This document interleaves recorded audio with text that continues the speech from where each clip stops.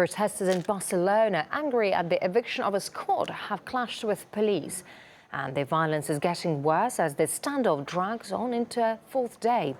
How to find a balance of force during protests like this one is becoming a nationwide question, with activists complaining their rights are being violated by police. Authorities, however, say they use force only when they're pushed to extremes. Trezza reports. Physically speaking, Consuelo Baudin is a threat to nobody.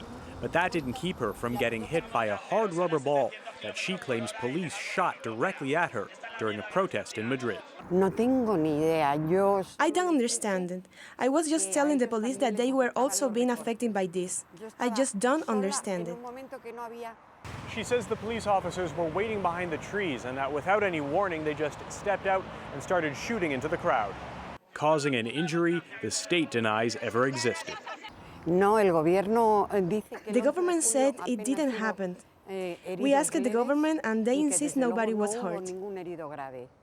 It's all documented in an Amnesty International report on Spanish protests and the police response. We have seen during the research is that many pacific demonstrations have been beaten by the police, have been arrested, have suffered ill treatment when they were arrested.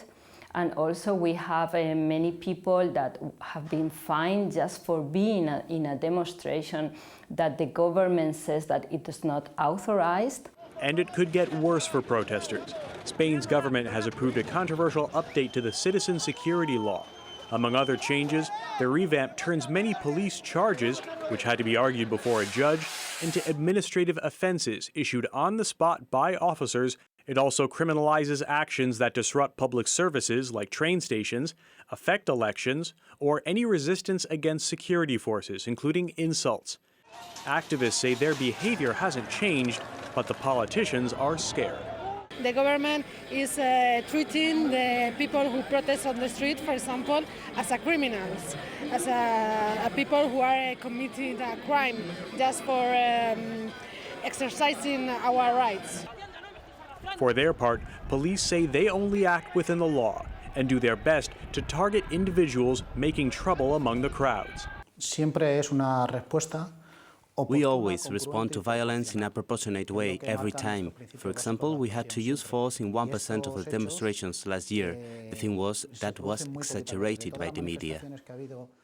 Amnesty says one important point of their report is that there should be a better system for addressing police brutality and holding officers to account. But their larger message is for the country's leaders. The right of freedom and pacific assembly is a human right and is being jeopardized in Spain. Trezza, RT, Madrid. Meanwhile, two activists against the government reforms are paying with their freedom for expressing their opinion.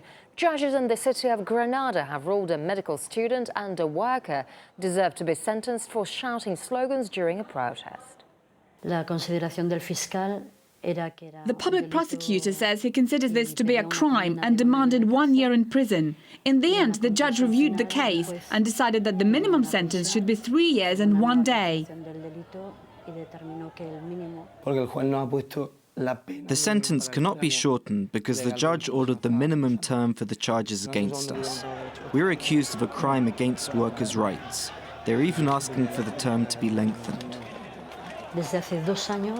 I'm 56 years old. I have been unemployed for 2 years. I lost all access to state benefits last October, so it was a considered decision for me to go out and join the rally.